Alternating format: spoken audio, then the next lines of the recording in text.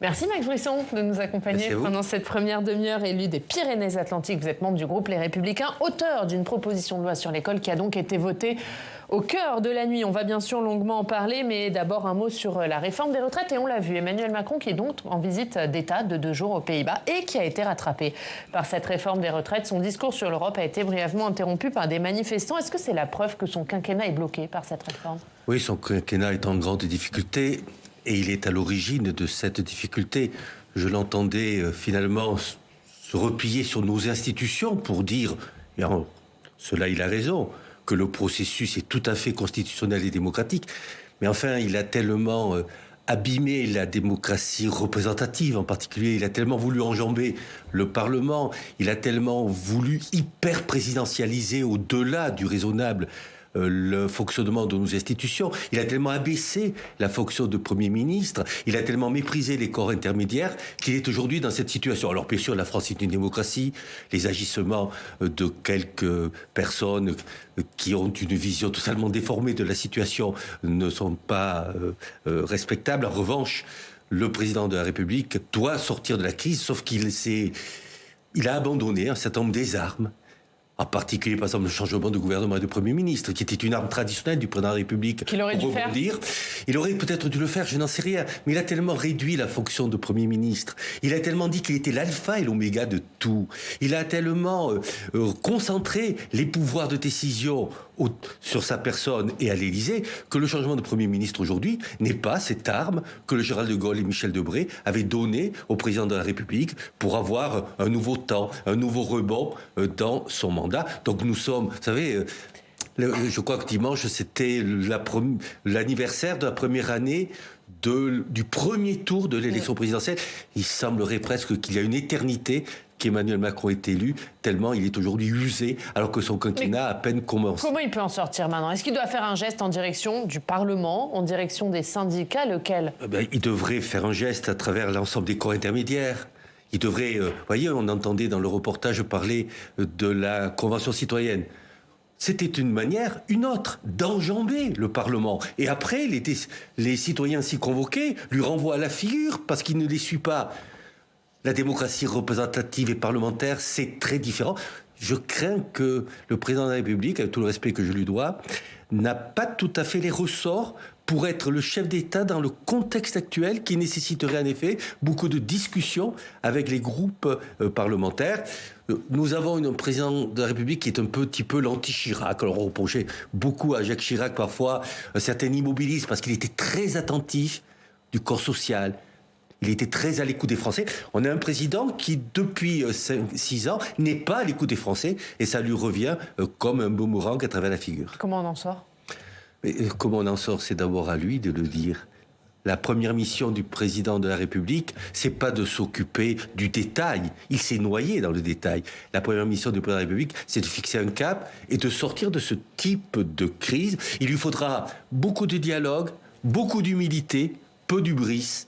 Je ne suis pas sûr que ce soit là ses qualités premières.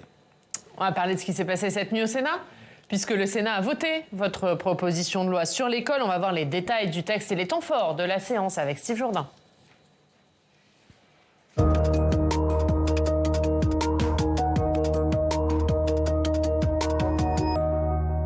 Bonjour Steve. Bonjour Yann, bonjour Monsieur le Sénateur. Bonjour. Et Steve, le Sénat a donc adopté cette nuit la proposition de loi de Max Brisson pour réformer notre école. C'est encore une réforme ? Difficile effectivement de comptabiliser le nombre de réformes lancées ces 50 dernières années en la matière. Tenez, pas plus tard qu'au mois de décembre, le ministre de l'Éducation nationale appelait à une nouvelle refonte de notre école. C'était dans une tribune publiée dans Le Monde.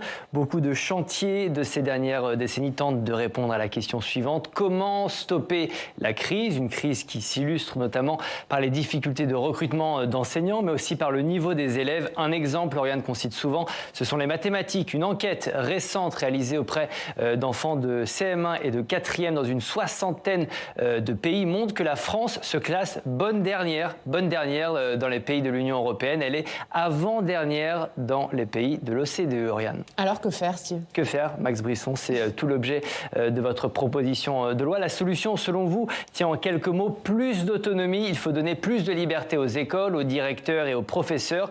Vous proposez donc plusieurs choses. Et tout d'abord, la mise en place d'une expérimentation. Les établissements scolaires qui se portent volontaires pourront signer un contrat avec le rectorat et les collectivités afin de déterminer eux-mêmes comment ils souhaitent s'organiser. Plusieurs domaines sont concernés par cette autonomie. Le recrutement des élèves ou encore l'organisation pédagogique. C'est une rupture par rapport à l'école telle qu'elle existe aujourd'hui et les communistes y sont opposés. Écoutez. Votre proposition consiste de fait à créer une forme de séparatisme alors qu'il faudrait renforcer l'école de la République. D'un service public national motivé par une obligation de moyens alloués par l'État, nous basculerions vers une myriade d'écoles sur le modèle des écoles privées, soumises à des objectifs particuliers qui conditionneraient programmes, moyens, horaires et recrutement des enseignants. Et si cette proposition de loi propose d'autres mesures pour réformer l'école. Et notamment un renforcement du principe de laïcité. Vous demandez, Max Brisson, d'étendre la loi de 2004 sur les signes ostensibles aux accompagnateurs de sortie scolaire. Le Sénat avait déjà adopté un amendement en ce sens au moment de l'examen de la loi séparatisme. Vous revenez à la charge et souhaitez interdire par exemple le port du voile aux accompagnatrices de sortie scolaire. Autre grande mesure qui constitue vraiment un marqueur de droite, le port de l'uniforme à l'école. Vous souhaitez imposer afin de renforcer l'égalité et le respect entre les élèves. À ces deux mesures, le gouvernement dit non. On va l'écouter.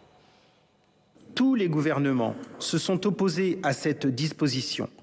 Les parents accompagnateurs ne sont pas soumis au principe de neutralité, mais sont bien évidemment interdits de tout prosélytisme.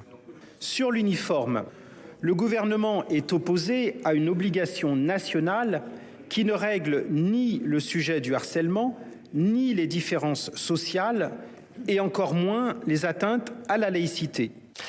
Le gouvernement dit non, mais le Sénat a quand même adopté le renforcement du principe de laïcité pour les accompagnateurs de sortie scolaire. Au final, votre proposition de loi a bien été adoptée par le Sénat. 200 voix pour, 118 contre. Le gouvernement, je le disais tout à l'heure, est contre l'expérimentation que vous proposez en matière d'autonomie des écoles. Vous avez échoué à convaincre ?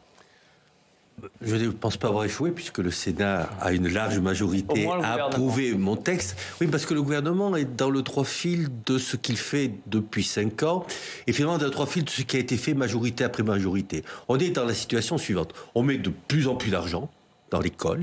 La nation fait un grand effort, plus 21% sur le quinquennat précédent, plus 11% sur le quinquennat de François Hollande. De plus en plus d'argent et comme vous l'avez dit, des résultats qui ne cessent de se dégrader. On injecte des fonds, et il faut le faire, mais parallèlement, on accepte de manière passive la dégradation des résultats de notre école. Pourquoi ? Parce que toutes les réformes ont été réformes pilotées par le haut. En aucun moment, on a renversé l'ordre des facteurs. Ce que propose ce texte, c'est de partir des établissements. Il n'y a pas une école, il n'y a pas un collège, il n'y a pas un lycée qui ne se ressemblent. Nos territoires sont différents. Les besoins éducatifs sont extrêmement différents. Il est grand temps d'entrer dans une logique d'adaptation de l'école aux besoins éducatifs des territoires. Alors on va me dire, comme l'a fait Madame Brûlère, avec un sens de la nuance qui n'appartient qu'à elle.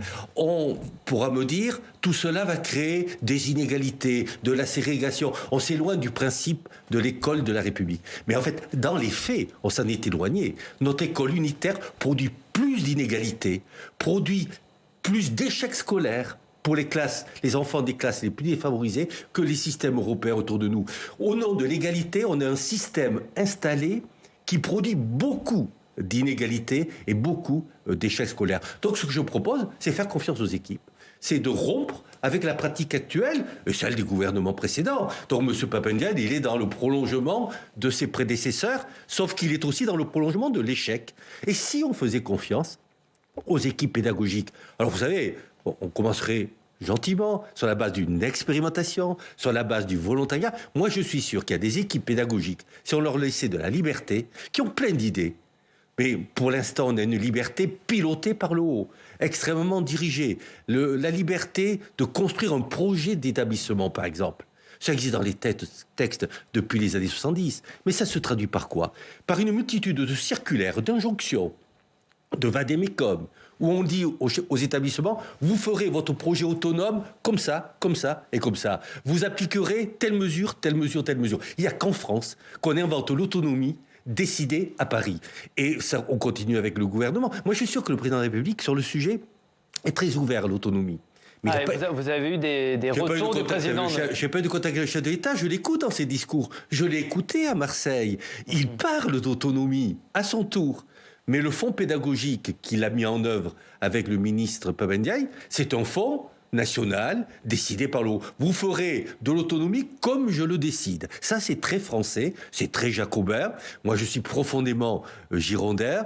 Et je me dis, et si on faisait le contraire? C'est-à-dire si on faisait la réforme par la base, par les établissements. Ça a été, par exemple, un exemple qui a été choisi, c'est une méthode qui a été choisie par un Premier ministre britannique dans les années 90, pas Margaret Thatcher, c'était le socialiste Tony Blair, le social-démocrate Tony Blair, qui a rénové le système public d'éducation par ce qu'il appelait les charter schools, c'est-à-dire les écoles sous contrat, liberté dans le cadre d'un contrat et évaluation. On expérimente 10% des établissements par académie, 20% des élèves. Vous voyez que je suis prudent, j'y vais doucement parce que je connais la tradition très jacobine de notre système éducatif. Sur les accompagnatrices scolaires, c'est la 4e fois que le Sénat revient à la charge en 4 ans. Il y a vraiment urgence à légiférer, selon vous? Il y a urgence à rappeler le cadre très strict de la laïcité à l'école. L'école a un rapport à la laïcité historiquement différent des autres services publics. Tout simplement parce que notre République laïque et notre école publique laïque sont construites en même temps. Ce sont des constructions politiques parallèles et la République, en grande partie, s'est construite à l'école. Alors, moi j'observe une chose, c'est qu'il y a une exigence de laïcité à l'école plus forte qu'ailleurs. C'est le seul service public, contrairement à ce qu'a dit le ministre hier soir, où la neutralité est exigée des usagers que sont les élèves. À l'école publique, un élève ne peut pas manifester son appartenance religieuse. Là, on parle des accompagnateurs, donc des parents d'élèves. Acceptez déjà l'idée qu'il y a eu, la société a imposé depuis longtemps à l'école une exigence supplémentaire de laïcité par rapport à tous les autres services publics. Alors après les accompagnatrices, une sortie pédagogique, si ce n'est pas la classe, si elle n'a pas une raison pédagogique, elle n'a pas de raison d'être. Une sortie pédagogique, c'est la classe hors des murs. Et dans la classe, qu'elle soit dans les murs ou hors des murs, nous estimons, avec Constance, vous venez de le rappeler, nous estimons que dans la classe, la neutralité doit s'imposer, c'est-à-dire qu'on n'a pas imposé à l'école publique, aux enfants, la moindre affirmation, qu'elle soit religieuse, philosophique ou politique. Je dis bien dans la classe. Cela veut dire clairement qu'une maman ou un papa, lorsqu'il vient payer les droits de cantine ou lorsqu'il vient assister à la fête de l'école, il peut très bien manifester son appartenance religieuse parce que ce n'est pas la classe. Mais la classe, c'est un sanctuaire. Et la sortie pédagogique, c'est une classe. Ou alors elle n'a pas de raison d'être. Quand on visite un musée, quand on visite un espace naturel sensible, on est en sortie pédagogique. Et la pédagogie, c'est la classe. Et la classe, c'est la neutralité. Et vous savez, pas depuis aujourd'hui, depuis Jules Ferry. L'obligation.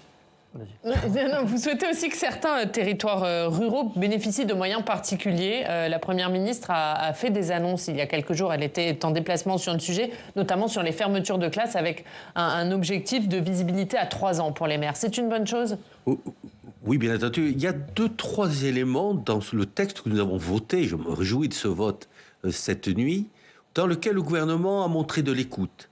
Il y a la formation des professeurs du premier degré, la reconquête des savoirs fondamentaux, le lire, écrire, compter, il passe par une autre formation des professeurs des écoles qu'on appelait instituteurs.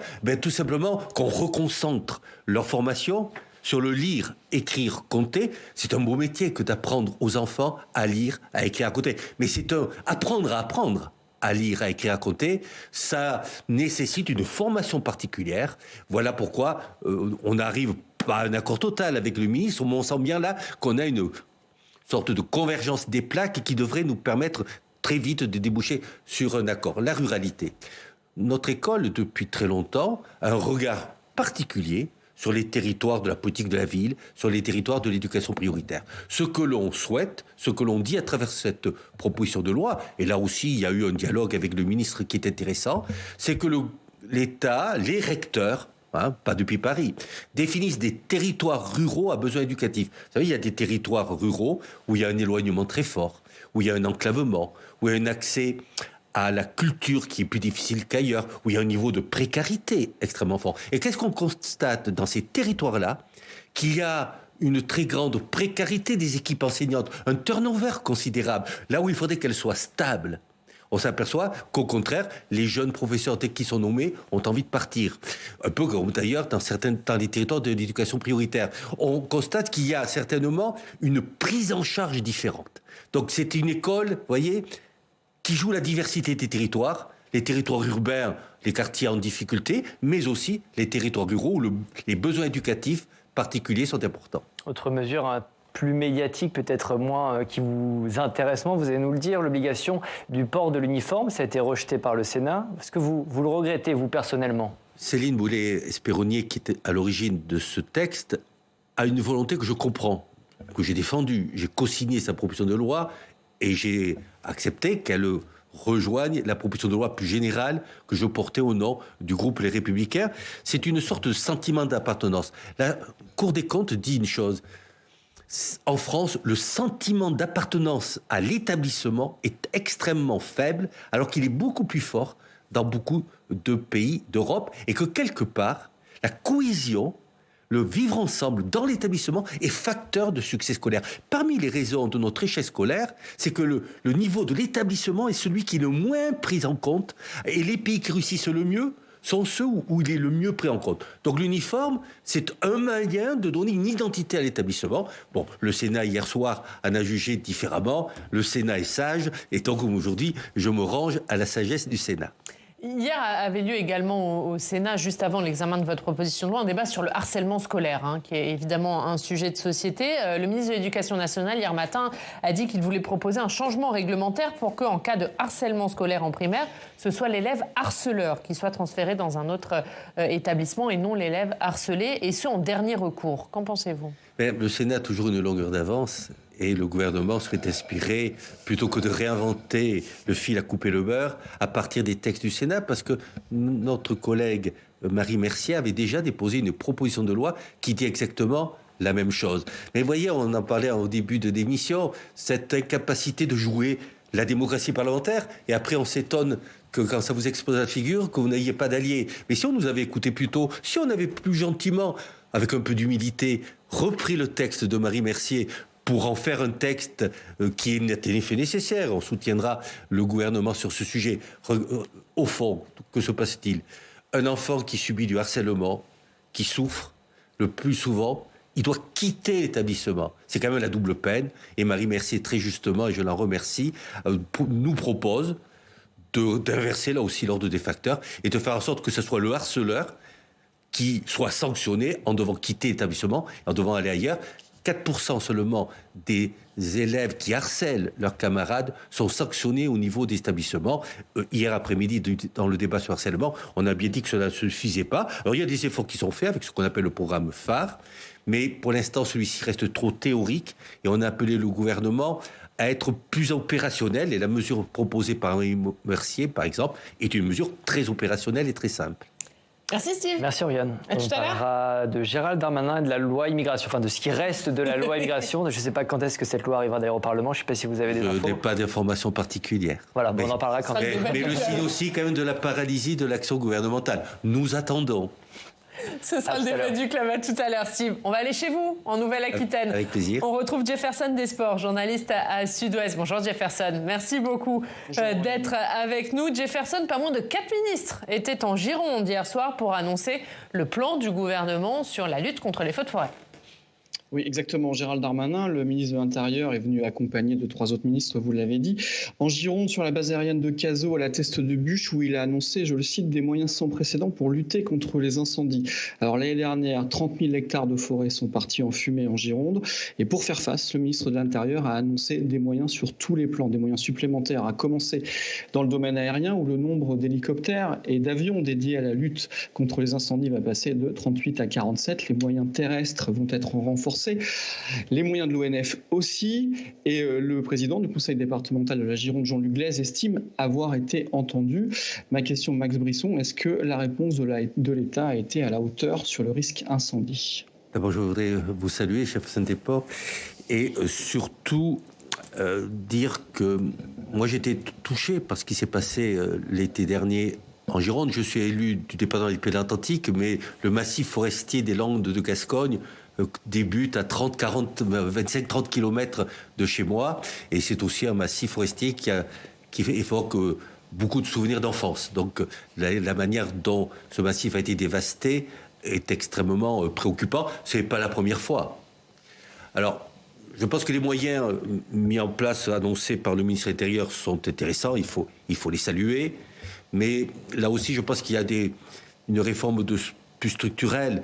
Et je propose au gouvernement, mais je pense qu'il est ouvert sur le sujet, de regarder de très près le travail fait par le Sénat, la proposition de loi votée par la commission spéciale que présidait Jean Bassy, et qui aujourd'hui va plus loin que les moyens. Les moyens, il faut les saluer.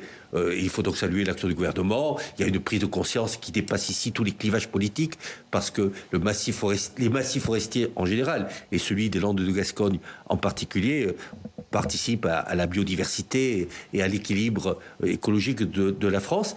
Mais au-delà des moyens, il y a certainement des réformes de structure, et en particulier la manière dont on associe les sylviculteurs, dont on fait cohabiter une exploitation économique et la protection de l'environnement, dont on assure un partage des usages. Je pense qu'il n'y aura pas de reconquête de ce massif sans y associer profondément les sylviculteurs, et c'est le sens de cette proposition de loi qui a été votée par le Sénat à la fin du mois de mars, qui est maintenant dans les mains du gouvernement, mais dont on me dit qu'il pourrait la prendre en considération, ce dont je me réjouis par avance. La manière de gérer avec les départements également, il faut revoir ça pour vous ?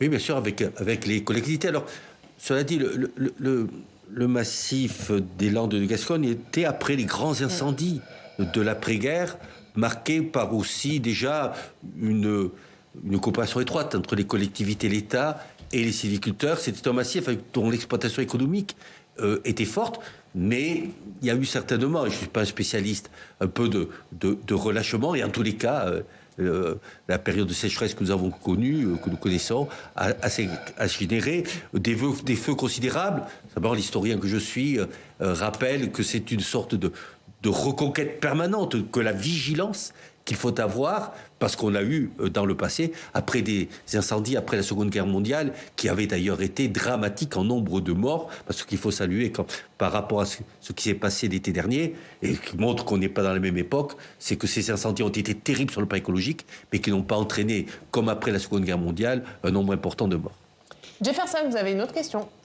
Oui, une dernière question plus politique, Max Brisson. Simplement, le Conseil constitutionnel rend son avis vendredi sur la réforme des retraites. La droite est sortie profondément divisée de ce débat. Est-ce que Éric Ciotti, le nouveau président de LR, et son candidat pour 2027, Laurent Wauquiez, sont déjà affaiblis à vos yeux ? La droite est sortie affaiblie. Si on regarde les chiffres des parlementaires, par exemple, de majorité très importante de parlementaires, les Républicains, a voté ce texte. Le bureau politique avait pris des décisions. Alors, il y a un certain nombre de nos amis qui se sont affranchis des décisions collectives prises. Moi, j'ai voté en conformité avec un vote du bureau politique de ma formation politique et avec un vote de mon groupe très largement majoritaire.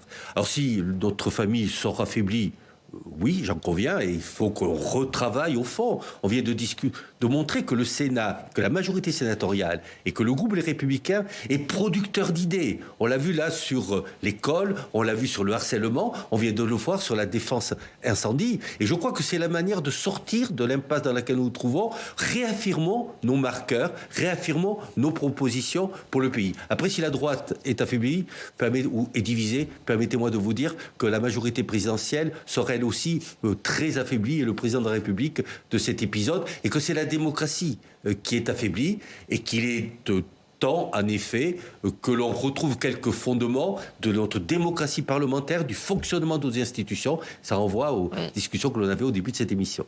Merci Jefferson. Merci beaucoup d'avoir été avec nous. La une de Sud-Ouest, incendie, des avions et des hommes. C'est à la une de Sud-Ouest. À lire évidemment ce matin le plan du gouvernement qui est venu en Gironde annoncer les moyens de lutte contre les feux de forêt. Merci beaucoup Jefferson des Sports d'avoir été avec nous. Merci Max Brisson d'avoir été notre invité pendant cette première demi-heure. Dans 20 minutes, dans le Club des Territoires, grand débat sur la question de l'immigration entre l'essayiste Malika Sorel et Didier Lesky, directeur général de l'Office français de l'immigration et de l'intégration. Mais d'abord, on va accueillir notre prochain invité, c'est Brice Hortefeux qui nous rejoint.